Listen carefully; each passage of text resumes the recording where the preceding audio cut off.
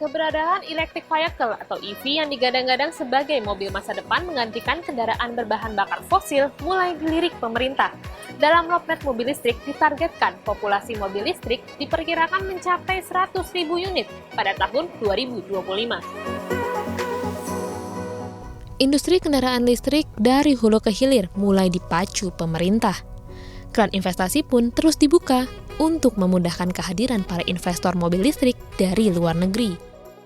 Pada 28 Juli 2021 lalu, Menteri Investasi mewakili pemerintah Indonesia resmi menandatangani nota kesepahaman dengan konsorsium Hyundai dan PT Industri Baterai Indonesia atau IBI sebagai salah satu langkah awal dari rencana proyek baterai kendaraan listrik terintegrasi senilai 9,8 miliar dolar Amerika.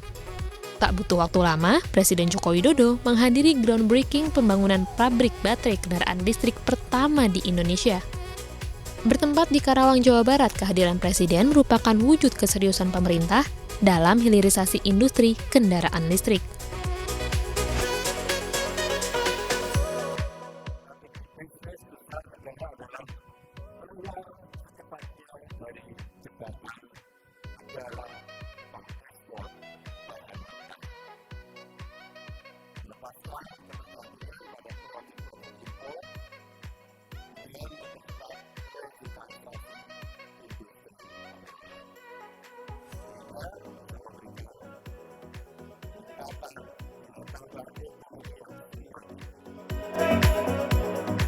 Rencana hilirisasi industri kendaraan listrik tak lepas dari potensi nikel Indonesia yang memiliki cadangan nikel terbesar di dunia. Berdasarkan data dari Kementerian ESDM, jumlah mineral terkira Indonesia mencapai 4,5 miliar ton, yang cukup untuk memenuhi kebutuhan produksi selama 45 tahun. Lantas bagaimana kira-kira potensi dan masa depan kendaraan listrik di tanah air?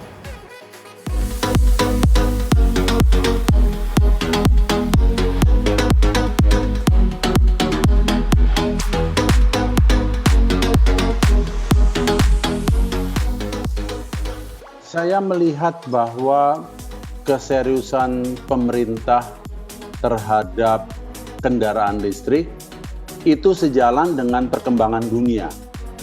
Karena arah dari otomotif di masa depan adalah kendaraan listrik. Tidak hanya kendaraan penumpang seperti yang kita kenal saat ini, tapi juga sampai dengan bus, truk, kendaraan kecil. Pabrik baterai listrik HKML Battery Indonesia merupakan pabrik baterai listrik pertama di Indonesia bahkan di Asia Tenggara. Pabrik ini akan mengolah nikel menjadi lithium baterai yang nilai jualnya bertambah 7 kali lipat. Menurut Menteri Investasi Bahlil Lahadalia, 6 hingga 7 negara berminat menanamkan investasi untuk proyek pabrik baterai kendaraan listrik di Indonesia. Pembangunan pabrik baterai listrik juga diprediksi dapat menarik investasi dari industri turunan seperti mobil dan motor listrik. Berdasarkan data dari Bloomberg News, Avisin dan analisis BCG yang dikutip Kementerian BUMN, permintaan baterai listrik pada 2027 diperkirakan meningkat 3 kali lipat dari 2019. Peningkatan ini juga diikuti dengan pembangunan pabrik baterai di dunia. Raksasa otomotif asal Amerika Serikat, General Motors atau GM, berencana membangun pabrik di Ohio. Sedangkan produsen otomotif Eropa, Volkswagen, berencana membangun 6 pabrik produksi sel baterai di Eropa. Tren penjualan kendaraan listrik secara global juga mengalami peningkatan. Pada 2020, penjualan global mobil listrik mengalami kenaikan 43%, dengan nilai mencapai 3,24 juta dolar Amerika. Perusahaan mobil listrik asal Cina, BYD misalnya, berhasil mencatatkan penjualan 61.409 kendaraan berenergi baru atau naik 4 kali lipat dibandingkan penjualan periode yang sama di tahun lalu.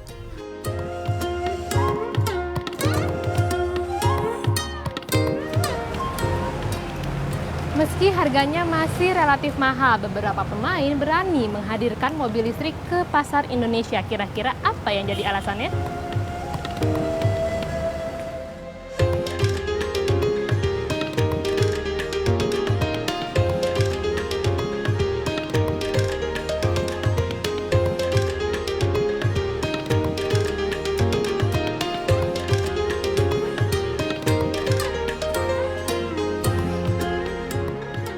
Pak Rudi, kan data tren penjualan global untuk mobil listrik sendiri menunjukkan tren kenaikan. Apakah kalau di Indonesia sendiri tren serupa juga terjadi, Pak? Nah, jadi sebenarnya di Indonesia ada namanya TIV atau Total Industry Volume. Dari tahun ke tahun memang terjadi kenaikan.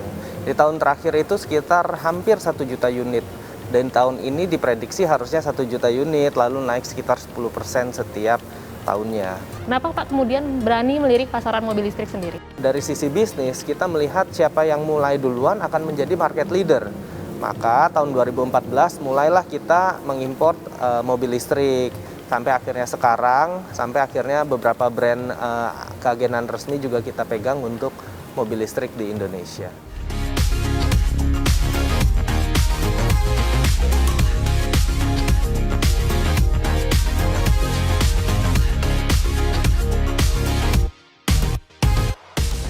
Kali ini kami berkesempatan menjajal mobil listrik.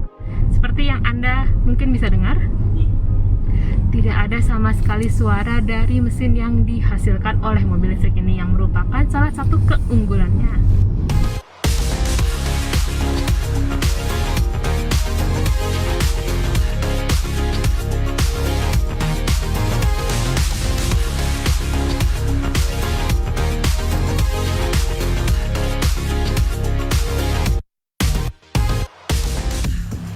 Keseriusan pemerintah dalam menghadirkan dan memfasilitasi investor untuk pendirian pabrik baterai kendaraan listrik pertama di Indonesia merupakan satu langkah lebih maju untuk menjadikan Indonesia sebagai pusat industri kendaraan listrik dengan rantai pasokan terintegrasi pertama di dunia.